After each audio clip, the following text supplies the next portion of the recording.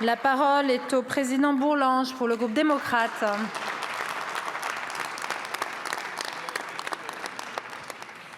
Madame la Présidente, Madame la Première ministre,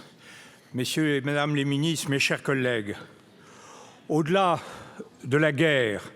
et du devoir de solidarité collective, durable et sans faille jusqu'à la libération de ce peuple et le rétablissement de sa souveraineté dans son territoire internationalement reconnu, au-delà de cela, je voudrais poser, qui constitue pour nous un impératif catégorique, je voudrais poser ici la question du sens profond que revêt à nos yeux la promesse d'adhésion de l'Ukraine à l'Union européenne. Porte-parole d'un groupe passionnément attaché à la construction de l'Europe, je vous invite, Madame la Première ministre, à tordre le cou à l'idée perverse selon laquelle cette adhésion sonnerait le glas de l'aventure communautaire telle qu'à l'appel des Français et des Allemands, nous l'avons conçue et menée à partir du 9 mai 1950.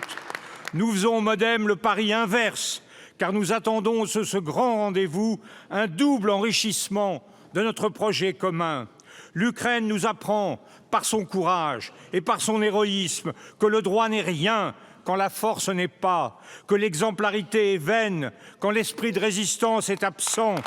et que l'union ne sera qu'une apparence si elle ne se donne pas les moyens d'armer ses valeurs. Grâce à vous, chers amis d'Ukraine, nous faisons enfin nôtres les paroles que Thucydide prête à Périclès. Il n'y a pas de bonheur sans liberté, ni de liberté sans vaillance. L'Ukraine nous rappelle au devoir de vaillance, mais nous lui proposons de rejoindre le monde qui lui a toujours été refusé, un monde où la force n'exclut pas le droit, où l'on sait qu'on ne défend vraiment ses intérêts légitimes qu'à la condition de prendre en compte les intérêts légitimes des autres, un monde où les gens s'envisagent au lieu de se dévisager, un monde qui n'ignore pas qu'il n'est pas d'élargissement qui vaille sans un solide renforcement des institutions communes. C'est la rencontre de ces deux exigences qui fera de l'Europe un acteur à part entière. En 1051, Anne de Kiev, fille de Yaroslav le Sage,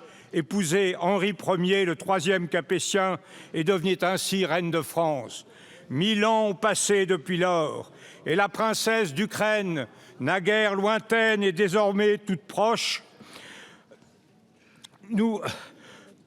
est de retour parmi nous. Puissions-nous, Madame la Première ministre, mes chers collègues, l'accueillir pour ce qu'elle est aujourd'hui vraiment devenue, une immense figure de résistance qui s'est donnée pour mission d'arracher nos peuples désorientés à leur somnolence historique et qui, pour parler comme Malraux, porte aux yeux du monde l'honneur de toute l'Europe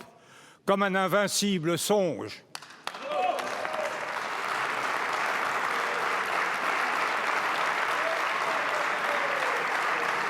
Merci, président Bourlanges.